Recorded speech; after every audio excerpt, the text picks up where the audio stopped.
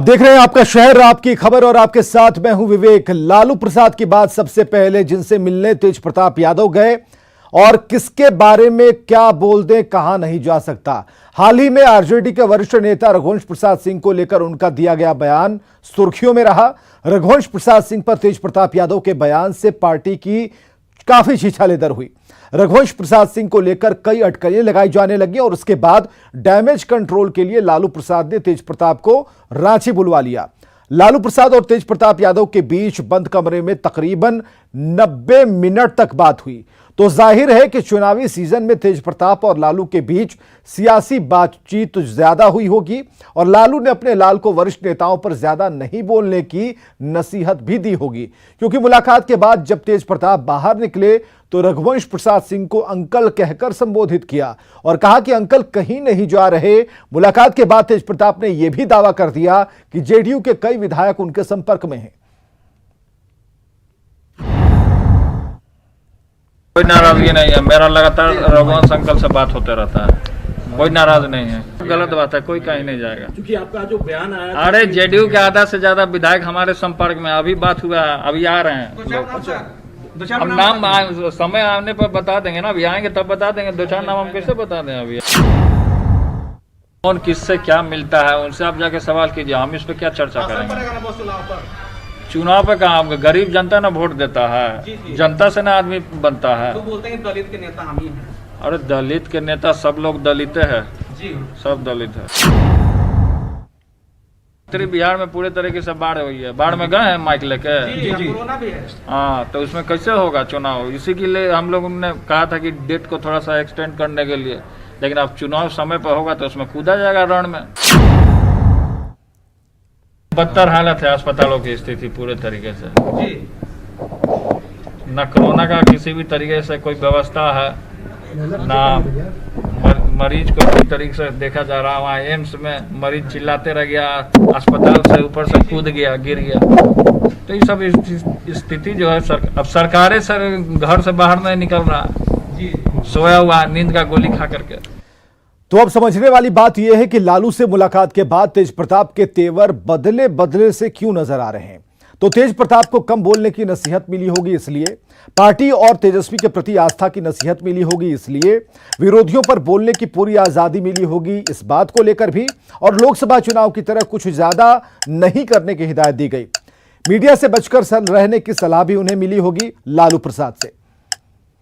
हालांकि खबर यह है कि रघुवंश प्रसाद सिंह की नाराजगी बरकरार है और जो सूत्र बताते हैं उसके हिसाब से रघुवंश प्रसाद सिंह से जेडीयू के नेताओं ने संपर्क किया है। सूत्र यह भी कहते हैं कि रघुवंश प्रसाद सिंह जेडीयू में शामिल हो सकते हैं। रघुवंश प्रसाद सिंह वरिष्ठ नेताओं की अनदेखी से बेहद नाराज हैं। रघुवंश प्रसाद सिंह वैशाली के पूर्व सांसद रामा सिंह को आरजेडी में शामिल किए जाने का विरोध कर रहे हैं। रघुवंश प्रसाद सिंह के विरोध के बाद आरजेडी के बड़े नेता रामकिशोर सिन्हा को पार्टी में शामिल कराना चाहते हैं। तो रघुवंश प्रसाद सिंह के बहाने जेडीयू और आरजेडी के बीच जमकर जुबानी तीर चल रहे हैं। आरजेडी का कहना है कि तेजस्वी राघोपुर में जीत दर्ज करने के लिए रघुवंश प्रसाद सिंह की बलि ले रहे हैं। तेजस्वी यादव जी को सीट बचाना है तो रघुवंश बाबू जैसे लोगों का बलिदान दे देंगे। ये तो शुरू से इनका परंपरा रहा है। राष्ट्रीय जनता दल यानी कि लालू परिवार, तो लालू यादव के परिवार अपने सुरक्षा, अपना संपत्ति बचाने के लिए, अपना संपत्ति ग्रहण करने के लिए कुछ भी कर सकता है। तेजस्वी यादव जी बिहार के 12-13 करोड़ जनता के दिलों के राजकुमार हैं। उनको राघोपुर की जनता उम्मीदों के साथ देख रही है कि हमारा भावी मुख्यमंत्री हमारा प्रतिनिधित्व करेगा राघोपुर का। तो अब समझने वाली बात यह है कि आखिर रघुवंश प्रसाद सिंह को लेकर इतनी राजनीति क्यों हो रही है। रघुवंश प्रसाद सिंह को लालू का करीबी माना जाता है। पार्टी में सवर्ण जाति के सबसे कद्दावर नेता है रघुवंश बाबू। चुनाव से पहले नाराजगी से गलत मैसेज जाएगा। रघुवंश के बहाने आरजेडी में सेंधमारी की कोशिश में एनडीए है और रघुवंश की टूट के बाद आरजेडी के बिखराव का भी एक डर सता रहा है। चलिए इसके बाद आगे बढ़ते हैं सियासत की एक और बड़ी खबर की तरफ। आरजेडी नेता और लालू प्रसाद के बेहद खास माने जाने वाले हिलसा विधायक शक्ति यादव के भी पार्टी छोड़ने की खबर है। सूत्र बता रहे हैं कि खबर के मुताबिक शक्ति यादव जेडीयू नेताओं के संपर्क में हैं। शक्ति यादव का जेडीयू जाने का कारण हिलसा विधानसभा का जातीय समीकरण बताया जा रहा है।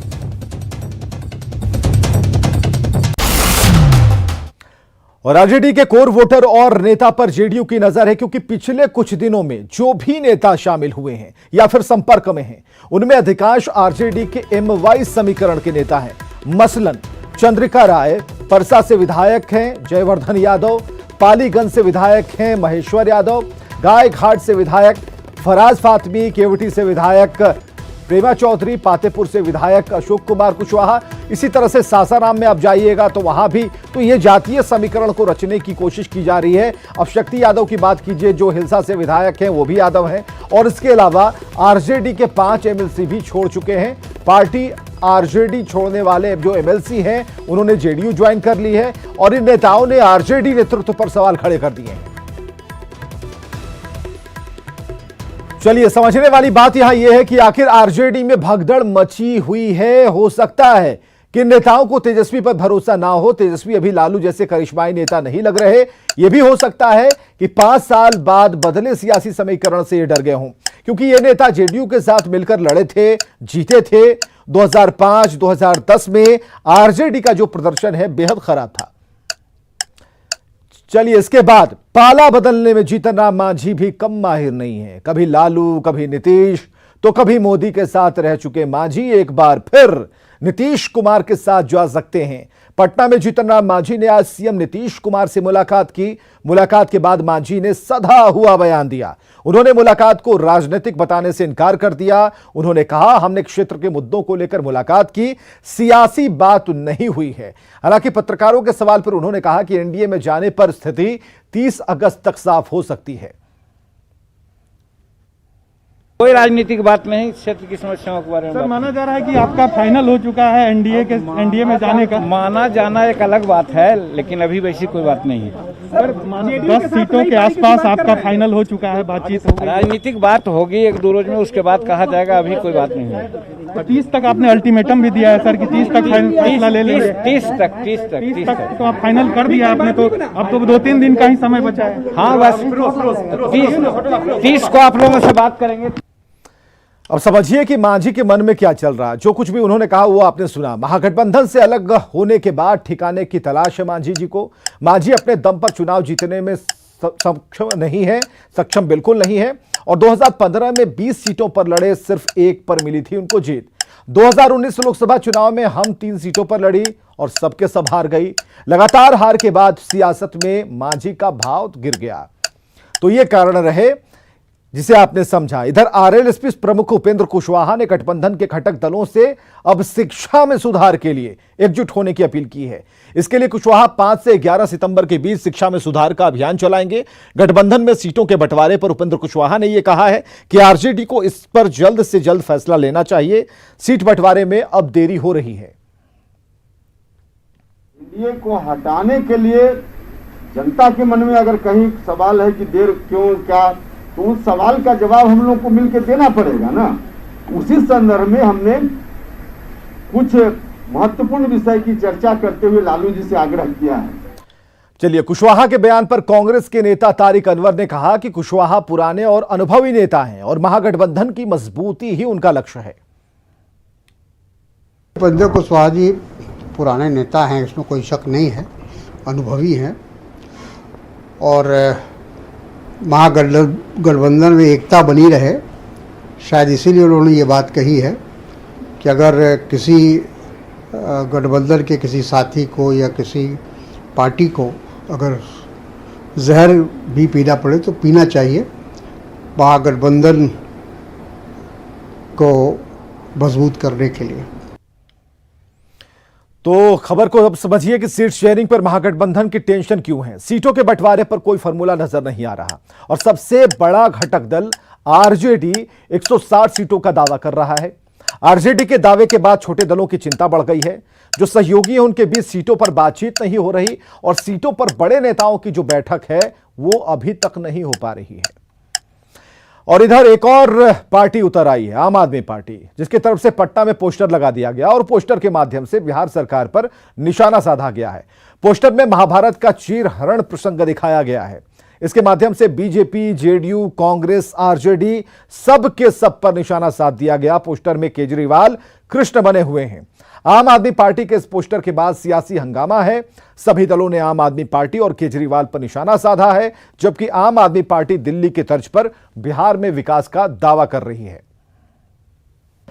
देखिए, यहाँ बिहार में आम आदमी पार्टी का क्या है, झुंझुना भी बजाने का औकात है उनको। मेरे अंगने में तुम्हारा क्या काम है। यहाँ तो जनता का जो दीवाल है तेजस्वी यादव जी के साथ, दूसरा यहाँ कौन वाल खड़ा होगा। ये पोस्टर बाजी करके, प्रोपेगेंडा खड़ा करके दिल्ली में इन्होंने जिस तरीके से राजनीति खड़ा किया, शिगुफा उड़ा के, ये चाह रहे हैं कि बिहार में उसी मॉडल को अपनाएं।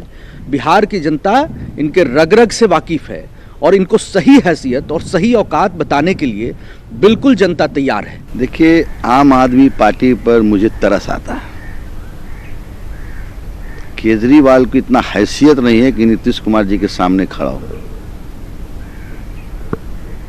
और केजरीवाल जी से, पार्टी से, केजरीवाल जी से नीतीश कुमार जी को सर्टिफिकेट लेने की जरूरत नहीं है। 15-15 शासनकाल, जंगल राज 1 और जंगल राज 2 जिसका उल्लेख हमने अपने पोस्टर में किया है, वो देख लीजिए। जनता त्राही त्राही कर रही है और जनता को एक मजबूत विकल्प चाहिए। तो यहाँ पे दिल्ली मॉडल जो हमारा है माननीय मुख्यमंत्री अरविंद केजरीवाल जी का, उससे बिहार के लोग ही नहीं समूचे हिंदुस्तान के लोग प्रभावित हैं। तो एक मजबूत विकल्प के तौर पे आम आदमी पार्टी इस बार बिहार के चुनावी समर में कूदने जा रही है। और संक्रमण के साथ अब झारखंड में सियासी मुखरता भी बढ़ती नजर आ रही है। सत्ता में शामिल कांग्रेस ने अपनी ही सरकार से सैलून, जिम, होटल, मॉल्स को खोलने की मांग की है। पार्टी ने कहा है कि संक्रमण के दौर में किसी को भी जीविका की समस्या के बीच नहीं छोड़ा जा सकता। कांग्रेस की मांग पर जेएमएम ने सहमति दिखाई। बीजेपी ने इस मुद्दे पर सरकार पर गंभीर नहीं होने का आरोप लगाया।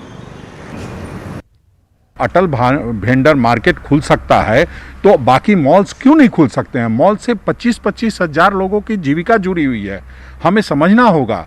हम इस बात के लिए अनुरोध हम लोगों ने किया है, आदरणीय अध्यक्ष जी से भी किया है, अध्यक्ष जी भी मुख्यमंत्री जी से करेंगे। हम समझते हैं कि अब कुछ ना कुछ जो कोरोना की लड़ाई है उसे जम के लड़ने की ज़रूरत है, बहुत घबराने की ज़रूरत नहीं है। एहतियातन क्या क्या कदम उठाने चाहिए, कैसे खोला जाए, क्या सावधानियां बरती जाएंगी, इन सब का निर्धारण करने के पश्चात बहुत ही जल्द, चाहे सैलून की बात हो, जिम की बात हो, मॉल की बात हो, सभी को खोलने की प्रक्रिया मुझे लगता है अंतिम चरण में है। होटल है, लॉज है, मॉल है, सैलून है, अगर आप उनको नहीं सहयोग करेंगे, अगर आप उनको बंद रखना चाहते हैं, तो आप उनके लिए क्या कर रहे हैं वो बताएं। आज जो सैलून वाले हैं वो अपने भूखमरी के कागार में हैं, उनके लिए सरकार कोई चिंता नहीं कर रही है। इसीलिए सरकार अपनी जवाबदेही को सुनिश्चित करे और इधर उधर की बातों को ना करके जनता के हित में। दरअसल कांग्रेस शुरू से ही जीवन और जीविका के मुद्दे पर पूर्ण लॉकडाउन के विरोध में रही है, लेकिन बंद प्रतिष्ठानों को खोलने को लेकर मुखरता अब सामने नजर आई है। बड़ा सवाल यही है कि क्या राष्ट्रीय पार्टी का नजरिया और दायरा संक्रमण काल में बदल गया है। कैमरामैन संजय सिंह के साथ संजय कुमार सिन्हा, न्यूज 18 रांची। और इधर जेएमएम महासचिव सुप्रियो भट्टाचार्य ने जेईई और नीट परीक्षा के आयोजन को लेकर केंद्र सरकार पर ही हमला बोल दिया। उन्होंने कहा कि जब संक्रमण बढ़ रहा है तब केंद्र सरकार इन 2 महत्वपूर्ण परीक्षाओं का आयोजन करा रही है। जेएमएम ने परीक्षा टालने की मांग की। किसी भी छात्र के संक्रमित होने पर केंद्रीय शिक्षा मंत्री पर आपराधिक मुकदमा चलाने की मांग की। वहीं बीजेपी ने जेएमएम के आरोपों पर पलटवार किया और सरकार पर अपनी जिम्मेदारी से भागने का आरोप लगाया। परीक्षाएं होनी चाहिए, पार्टी का मानना है कि परीक्षाएं होनी चाहिए, लेकिन यह समय उपयुक्त नहीं, क्योंकि हम लोग सबको जानते हैं परीक्षाएं भले आज हो जाए, लेकिन सेशन तो जुलाई से शुरू होगा, पढ़ाई जुलाई से शुरू होगी, इसलिए 1-2 महीने इसको हम लोग टाल सकते थे। आज यदि राज्य सरकार इस पूरे उद्देश्य को लेकर पीछे हटती है ये छात्र छात्राओं के जीवन के साथ खिलवाड़ करने का प्रयास करती है, तो सबसे ज़्यादा यदि कोई दोषी होगा तो वो राज्य सरकार होगा। और जब राज्य सरकार इसके लिए दोषी होगा तो मेरा मांग है कि राज्य के मुख्यमंत्री के ऊपर इसके लिए FIR करना चाहिए। और न्यूज 18 राष्ट्रीय स्वास्थ्य मिशन में फर्जीवाड़े के मामलों का लगातार खुलासा कर रहा न्यूज 18 ने दिखाया है कि किस तरह बुजुर्ग महिलाओं के खाते में प्रसव के पैसे बार बार डालकर निकाले गए। इस बार मुजफ्फरपुर में विधवाओं का भी सरकारी अस्पताल में प्रसव होना दिखाकर फर्जीवाड़ा किया गया है। मुशहरी सामुदायिक स्वास्थ्य केंद्र से जुड़े रहुआ पंचायत के छोटी कोठिया गांव में 2 विधवा महिलाओं के खाते में प्रोत्साहन राशि भेजी गई। सीता देवी और सुमिता देवी के खाते में साल 2019 से अगस्त 2020 तक संस्थागत प्रसव के तहत 4 बार 1400 रुपए की प्रोत्साहन राशि भेजी गई। इन महिलाओं से बातचीत की हमारे सहयोगी प्रवीण ठाकुर ने। राष्ट्रीय स्वास्थ्य मिशन योजना में दलालों ने इस प्रकार सेंधमारी की है कि जो सालों पहले महिलाएं विधवा हो चुकी है, उन विधवा महिलाओं के खाते में भी प्रसव के नाम पर प्रोत्साहन राशि बार बार भेजी गई।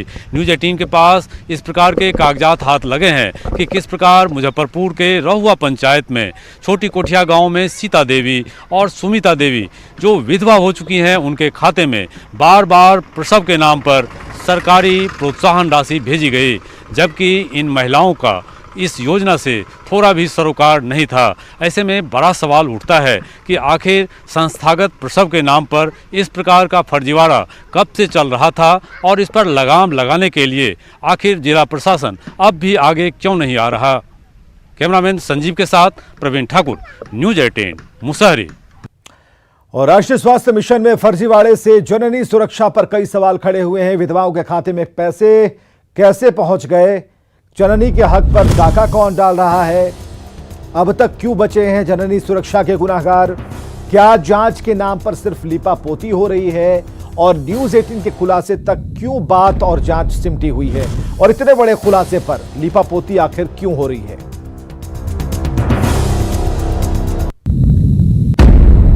तो न्यूज 18 के खुलासे के बाद मुजफ्फरपुर में वाम दलों ने संयुक्त रूप से जांच की मांग शुरू कर दी। वाम दलों के नेताओं और कार्यकर्ताओं ने मुजफ्फरपुर के मुशहरी सामुदायिक स्वास्थ्य केंद्र पर धरना दिया और जांच कर दोषियों पर कार्रवाई की मांग की।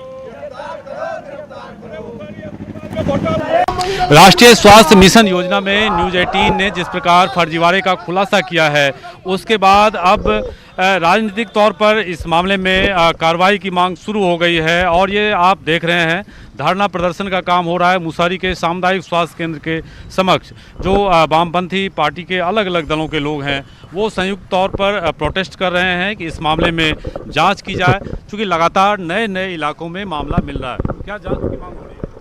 अभी मुशहरी स्वास्थ्य केंद्र में बड़े पैमाने पर घोटाला है। हमारे तमाम वाम दलों की ओर से हम मांग कर रहे हैं कि तमाम विभाग को उच्च स्तरीय जांच कराई जाए और अभी जो मैंने कही कि घोटाला हुई है, उस घोटालेबाज को FIR करके अविलंब गिरफ्तार किया जाए। क्योंकि इस घोटाले में सिर्फ वह मैंने कि ऑपरेटर ही नहीं है, इस घोटाले को जो हेल्थ मैनेजर से लेकर के और स्वास्थ्य प्रभारी भी संलग्न है। हमारी मांग है कि इन तमाम लोगों को गिरफ्तार किया जाए और उच्च स्तरीय जांच करें। एक सप्ताह से अधिक खुलासे को हुआ है और नए नए इलाके में इस प्रकार के मामले मिल रहे हैं। खातेधारियों में बार बार एक ही खाता में कई बार राशि गई है। क्या डिमांड है? हम लोगों का डिमांड है कि अभी मुशहरी PHC के अंदर जो घोटाला उजागर हुआ है, इस घोटाला का उच्च स्तरीय जांच किया जाए और एक लिपिक पर, महज एक लिपिक पर जो है FIR हुआ है, उसमें सिर्फ लिपिक का इतना हस्ती नहीं है कि इतना बड़ा राशि को निकाल लेगा। इसमें तमाम पदाधिकारी, तमाम कर्मचारी इसमें संलिप्त हैं। उसको जांच करा करके सबको बर्खास्त किया जाए। अभी जहाँ हम लोगों को जो जानकारी मिली, एक सप्ताह से मामला चल रहा है। इस पूरे बड़े घोटाले को लीपापोती करने की एक साजिश चल रही है। हम लोगों का आज धरना के माध्यम से हम लोग मांग कर रहे हैं कि जो अविलंब यथाशीघ्र जो भी घोटालेबाज हैं, उनकी एकदम निष्पक्ष जांच हो और जांच करने के बाद उन पर FIR हो, उनकी गिरफ्तारी हो। फिर जो घोटाला है, भ्रष्टाचार है, उस पर रोक लगनी चाहिए। तो ये प्रोटेस्ट की शुरुआत आज हुई है, लेकिन यदि इस मामले में जिला प्रशासन जांच की ओर तेजी नहीं दिखाती है तो ये प्रोटेस्ट आगे बढ़ने वाला है और ये जिला से लेकर राज्य स्तर पर इस प्रकार के प्रोटेस्ट हो सकते हैं। चूँकि मुसहरी पीएचसी में जरूर ये फर्जीवाड़ा सामने आया है, लेकिन आशंका जताई जा रही है इस फर्जीवाड़े के नेटवर्क का तार कई इलाकों दूसरे जिले से हो सकता है। ऐसे में एक बड़े जांच की आवश्यकता महसूस की जा रही है। कैमरामैन संजीव के साथ प्रवीण ठाकुर, न्यूज़ 18 मुशहरी मुजफ्फरपुर। तो कोरोना वायरस ने कारोबार को भी काफी प्रभावित किया है। उद्योग धंधे बेजार हो गए हैं। सूरत के कपड़ा उद्योग पर भी इसकी मार पड़ी है। ये देखते हैं ये रिपोर्ट।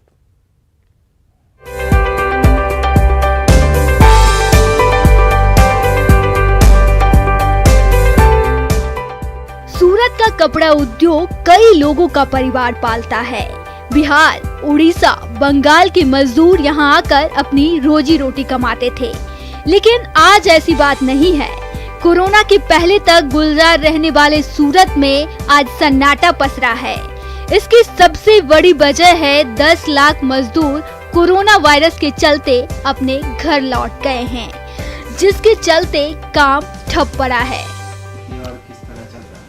लॉकडाउन खुलने के बाद टेक्सटाइल इंडस्ट्री वैसे तो 17 मई से शुरू हो गई थी, लेकिन यहाँ सूरत से कम 10 लाख कारीगर अपने वतन जा चुके थे। तो अभी सिर्फ यूपी और बिहार से जो ट्रेन चालू है वहीं से वर्कर आ रहे हैं। मजदूरों की गैर मौजूदगी के चलते कपड़ा उद्योग पर संकट के बादल मंडराने लगे हैं। अगर यही आलम कुछ दिन और रहा तो फिर मालिकों को मिलने वाला कॉन्ट्रैक्ट हाथ से निकल जाएगा। जब तक ये ट्रेन चालू नहीं होगी तब तक ये रेगुलराइज होने नहीं वाला है। दूसरा क्या है कि भाई अपने सूरत के अलावा जो बाकी के जो टेक्सटाइल के क्लस्टर है उनका प्रोडक्शन 60-70% पर पहुंच गया है और अभी हम 20% पे है। अगर ये हम लोग जल्दी रेगुलराइज नहीं करेंगे तो हमारा कुछ बिजनेस दूसरे क्लस्टर ले जाएंगे। वैसे यह उम्मीद की जा रही है कि स्पेशल ट्रेन खुलने पर मजदूर वापस आएंगे और फिर एक बार सूरत के कपड़ा उद्योग में चहल पहल देखने को मिलेगी। Bureau report, news 18 network. खबरें लगातार जारी हैं, आप बने रहिए।